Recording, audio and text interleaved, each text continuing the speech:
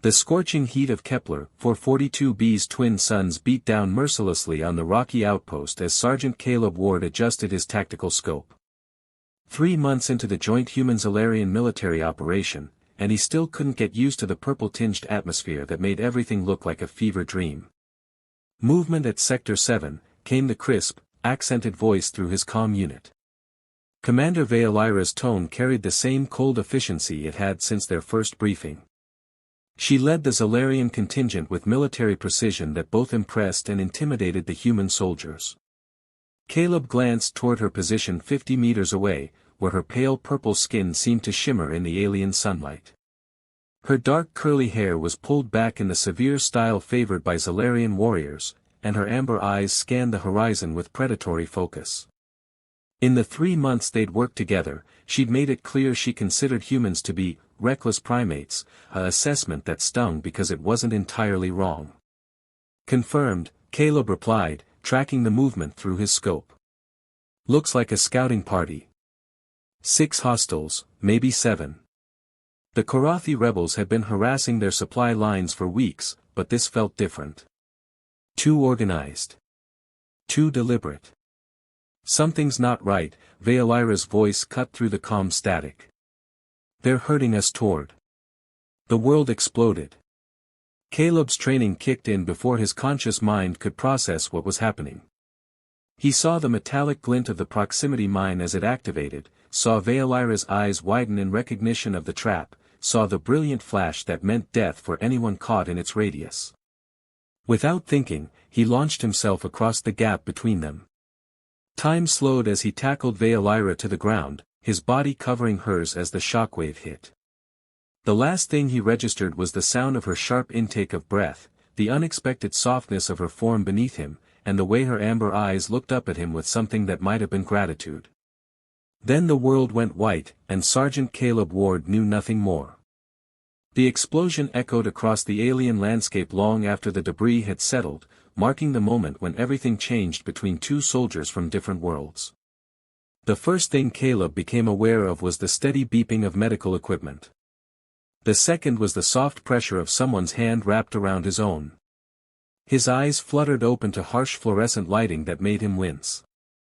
The medical bay's sterile white walls came into focus slowly, along with the familiar antiseptic smell that seemed universal across species.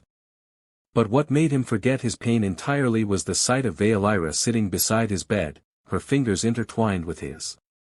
She looked exhausted.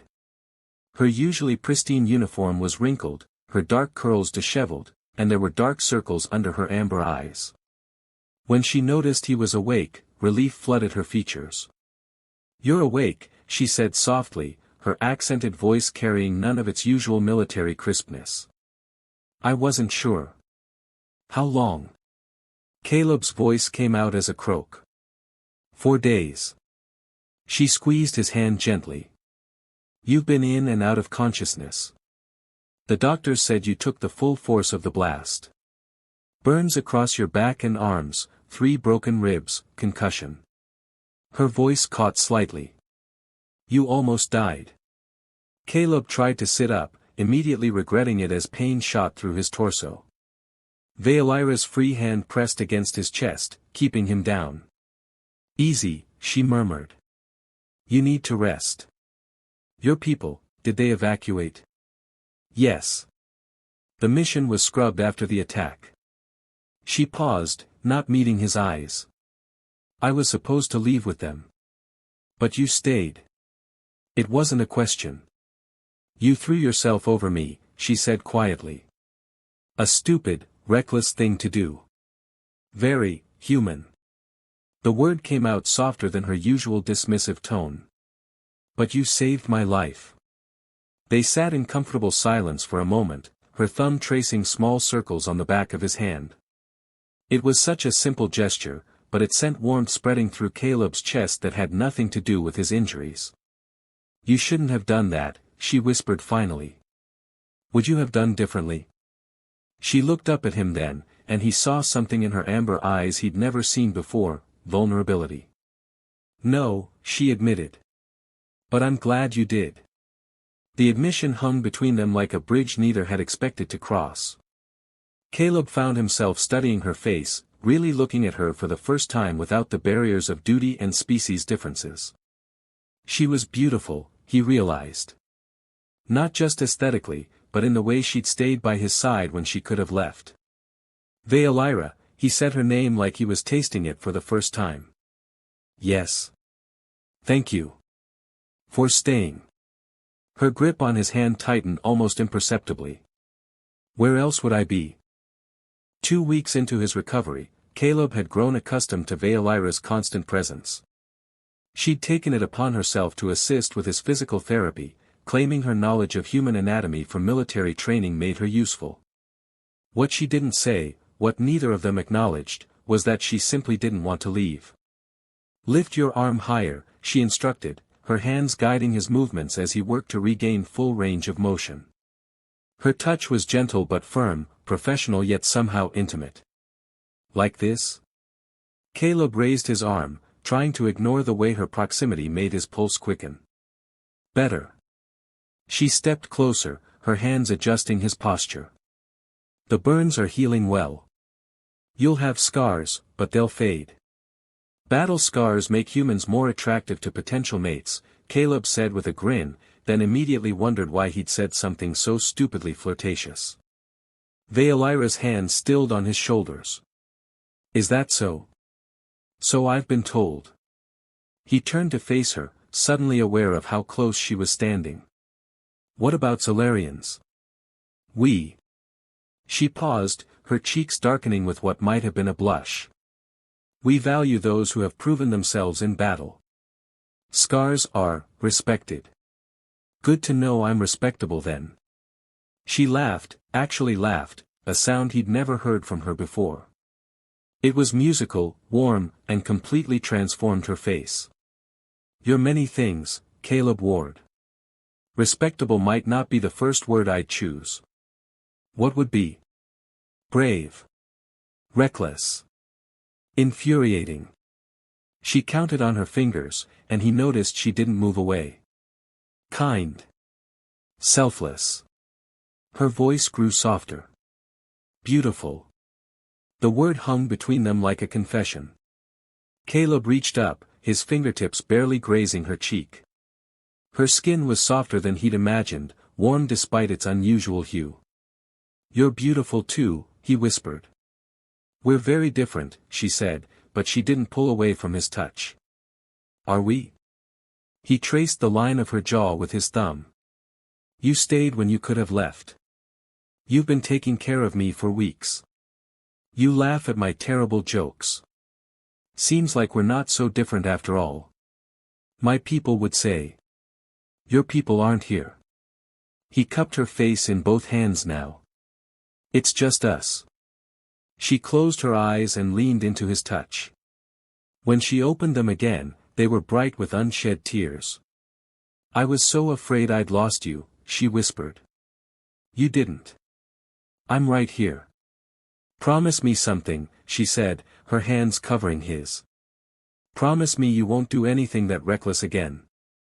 I can't promise that, he said honestly. If it meant protecting you, I'd do it again in a heartbeat. She made a sound that was half laugh, half sob. Impossible human. Stubborn Zolarian. And then she was kissing him, soft and hesitant at first, then with growing confidence as he responded. Her lips were warm and sweet, and when they finally broke apart, both were breathing hard. This complicates things, she said against his lips. Everything worthwhile does. 3 weeks after the explosion, Caleb was officially cleared for light duty, but the medical bay had become their sanctuary. Late-night visits under the guise of checking his progress had evolved into stolen moments of intimacy that both thrilled and terrified them.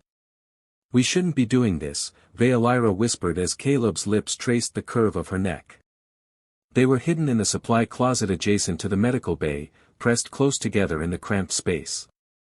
Probably not, he agreed, his hands tangling in her dark curls. Do you want to stop? Her answer was to pull him closer, her mouth finding his in a kiss that was desperate and hungry. These stolen moments had become addictive, the way she melted against him, the soft sound she made when he touched her, the way her alien strength seemed to dissolve in his arms. "I received word from command today," she said when they broke apart, both breathing heavily. "They want me to return to the homeworld." Caleb's stomach dropped. "When?" "End of the week." Her fingers clutched at his uniform. "There's talk of reassigning me to a different sector. Away from human contact. They know. They suspect." She looked up at him with those amber eyes that had become so dear to him. "Interspecies fraternization is forbidden in both our militaries. What we're doing, it could end both our careers." "Is that what this is? Fraternization?"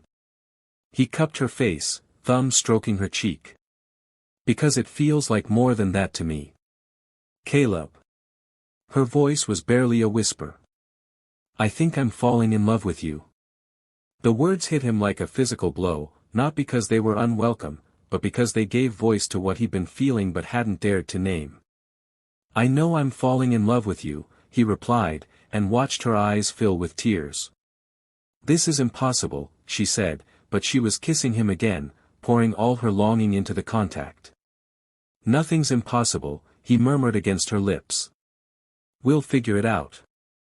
They made love that night in the quiet of the medical bay, urgent and tender and desperate. Veolira was beautiful in the dim light, her pale purple skin luminescent, her dark hair spread across the pillow like a crown. She was gentle with his still healing injuries, her touch reverent as she explored every scar the explosion had left on his body. "These marks," she whispered, tracing the jagged line across his shoulder blade. "They're proof of what you did for me." "I'd do it again," he said, and meant it. "I know." She kissed the scar softly. "That's what terrifies me." Afterward, they lay entwined, her head on his chest, listening to the steady rhythm of his heartbeat. Neither spoke of the looming separation, but it hung between them like a countdown to heartbreak. "Whatever happens," Caleb said finally, "I want you to know that these weeks with you have been the best of my life." "Mine too," she whispered, and he felt her tears on his skin. The morning of Veolira's scheduled departure arrived gray and oppressive, matching Caleb's mood as he stood in the transport bay. She was already there, her single duffel bag at her feet, back in full military bearing. But when she saw him, her composure cracked just slightly. "You came," she said. "Did you think I wouldn't?" "I wasn't sure." She looked down at her hands. "I thought perhaps it would be easier if we didn't say goodbye." "I'm not here to say goodbye." Her head snapped up, hope flickering in her amber eyes. "What?" Caleb pulled out a data pad, his hand steadier than he felt.